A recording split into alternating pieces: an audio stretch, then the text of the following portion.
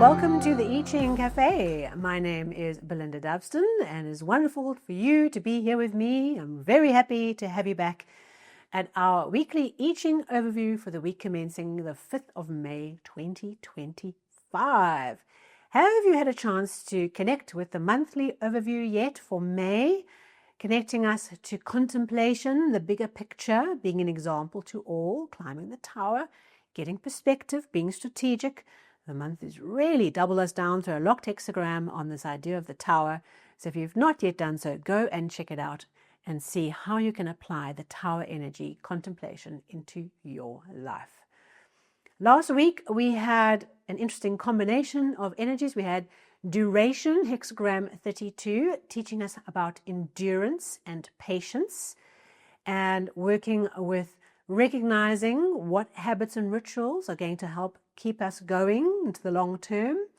And also, remember, there was no game in the field, encouraging us to recognize where we are trying to hunt game or hunt for what we need in an environment, in a place that just does not exist, and learning to recognize this and finding a way of moving on instead of staying and doggedly trying to catch the game in the field when there is none to be found. Plus, working with hexagram 46, pushing upwards, despite that, putting our energy into growth and moving towards the sun as a plant does, seeking photosynthesis, seeking the light. So too, last week, putting our effort into growing and doing the work, sweating in the sun, would pay off and bring you wonderful rewards. So please, if there was something that came up for you, please do share a comment. It's always great to learn from your experiences of working with the I Ching. So this week, what do we pay attention to? Where are we going this week, the first full week of May? Well, we seem to have caught the locked hexagram energy of the monthly overview because our first hexagram for this week is a locked hexagram, and it is hexagram 61, centered truth. Okay, inner truth, the heart. Structurally wise, you can see that the structure of the hexagram forms a little open space in the center where those two female lines are. So you have top two male lines, bottom two male lines, and then you have this little opening in the center of the hexagram. This hexagram is all about the heart and being lined up to our own inner truth. If you look at the structure, it almost looks like a mirror image, right? That the outer mirror image, the top trigram, and the bottom mirror image, the inner trigram, the inner self, reflect the same picture. And this hexagram really calls to our attention and draws our attention into what truth means to us. Okay, so that's one aspect. What does truth mean? What does it mean in terms of the big T of truth? What is our truth? And how do we line up our outside self and our inside self? How are we congruent? And how do we overcome the masks that we love putting on? Okay, you have your home self and your work self, or your private self and your public self. Are you the same person under the covers as you are outside?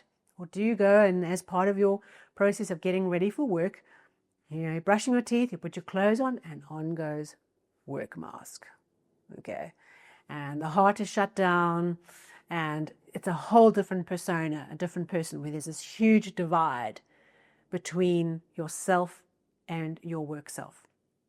And so we are really challenged to think around what that means. How can we take down some of those masks?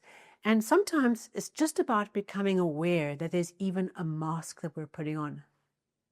You know, there's those sad and those happy masks from the theater. We're putting on the mask. Okay, what does that mean? Why are we doing that? Did we do that because it was helpful to get through a situation in the past? And now we're in such a habit of putting on a mask that we have forgotten what it's like to not have a mask? Are we in fear? Do we fear our vulnerability of being the person under the mask? Will people like us? Are we fearful that we won't be loved and appreciated when we show everyone who we really are? So this week, it's not necessarily about all those masks going off and healing all of those. It's not that kind of process. We are onions. We take off layers at a time, okay? We don't just get to the core. Be nice if we could, but it's a process. And something this week is calling our attention to getting very in tune with what we are really thinking, that our inside and our outside line up. Getting to the heart of something, being open and sincere and truthful with ourselves, even if we've been lying to ourselves or trying to deceive ourselves because there's a truth we really don't want to listen to. It has pain in it. It has repercussions. It has action that we must take. It brings us responsibilities. We can ignore it and we can kind of disassociate with what we really need to know and understand. We don't have to deal with it. Well, this week, we are going to deal with it because that's what life is going to bring to us. We are going to get a situation where we have to deal with it. The other part of this hexagram is really that idea of the truth coming in. And I've sometimes experienced it working with this hexagram of something that you really need to know, just goes clunk and drops in. Okay, and if we can be open, it can be a heart that's open, like a giant satellite dish. We're just open to receiving a signal. Obviously, always use our critical faculties. But in this week, there's something that we're needing to tune into. There's something we're needing to hear. And sometimes it can be like a conversation where someone says something unrelated and it just drops in your mind. And it just drops in your mind. I'm sure you've had that experience, and I've had that many times where someone says something and the truth comes into your own mind and there's something you needed to hear. All right. And when that happens, you know that action is required. You know that realignment is required. You know that there's been some kind of disconnect between what you really feel about something and what's happening in your outside world. And now we need to line these up. It's a wonderful hexagram. It can connect us to true feeling, true connection of the heart, to true connection to what's important. And what it's encouraging us to do is not to be overly emotional. We're not talking about heart from that point of view. We're talking about a heart that's open and receptive, that listens, that engages, that hears the pain of others, not taking it on, and is just present. Okay, an open heart, centered truth.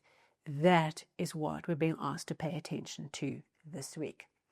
Well, with a locked hexagram, there's nothing else to add to that. That is what we are working with.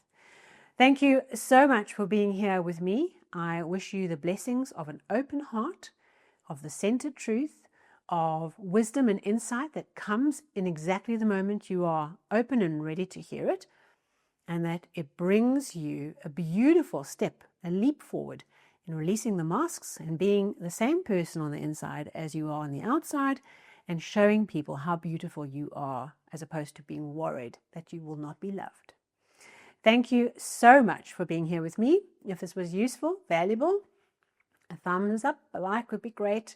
Subscribe, hit the bell, the button, the follow, you know what to do on that front. And I look forward to getting stuck into the rest of May with you as we contemplate our world from a much bigger perspective. Thank you so much, and I look forward to seeing you soon.